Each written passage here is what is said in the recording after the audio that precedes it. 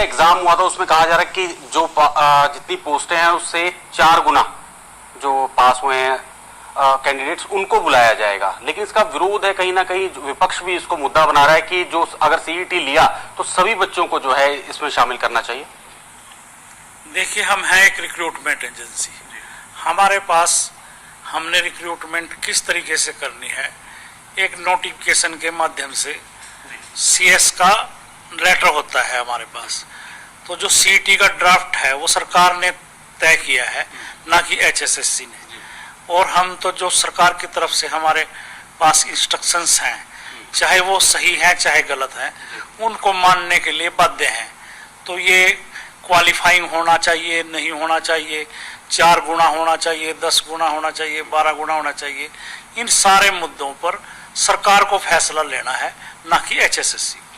तो इसमें कोई रास्ता निकल सकता है भविष्य में इस तरह की जो तमाम जो कैंडिडेट है जो जिन्होंने ये सीईटी एग्जाम पास किया, क्वालिफाई किया, उनको मौका मिले, क्योंकि एक बार पेपर देने के बाद लंबा इंतजार उन कैंडिडेट्स को करना पड़ सकता है।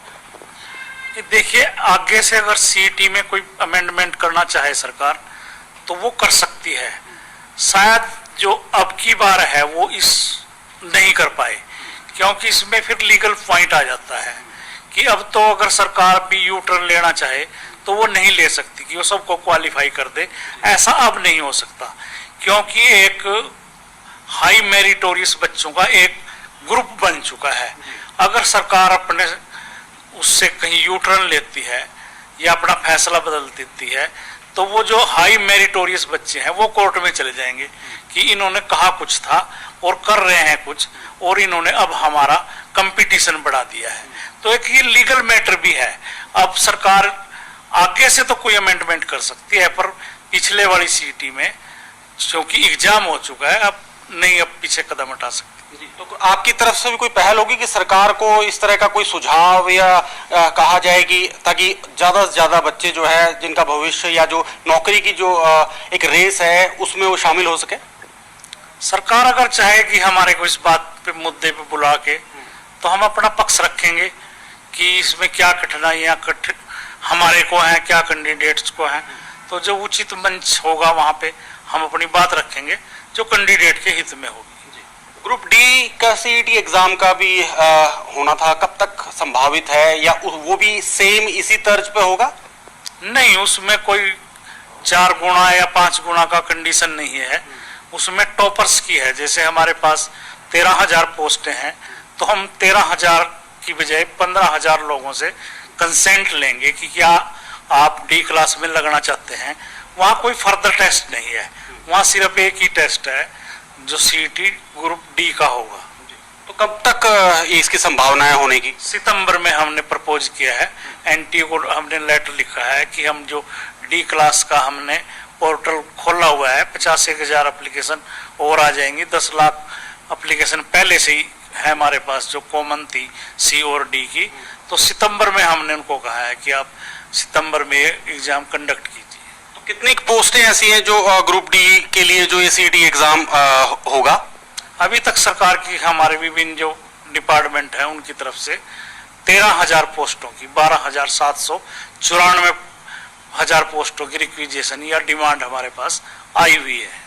तो एक पुलिस भर्ती में भी कुछ नियमों में बदलाव जो है विभाग करना चाहता था, होने वाला था, क्या आपके पास सूचना या कोई इस तरह का पुलिस विभाग के द्वारा भेजा गया?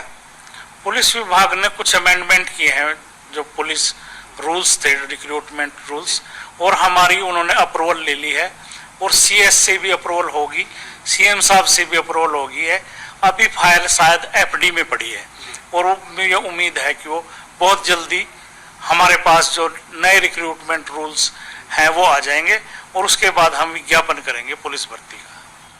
तो रूल का कुछ पता चल सके कि क्या उसमें चेंज हुआ है, कितना उसमें आने वाले समय में जो भर्ती होगी उसमें चेंज दिखेगा?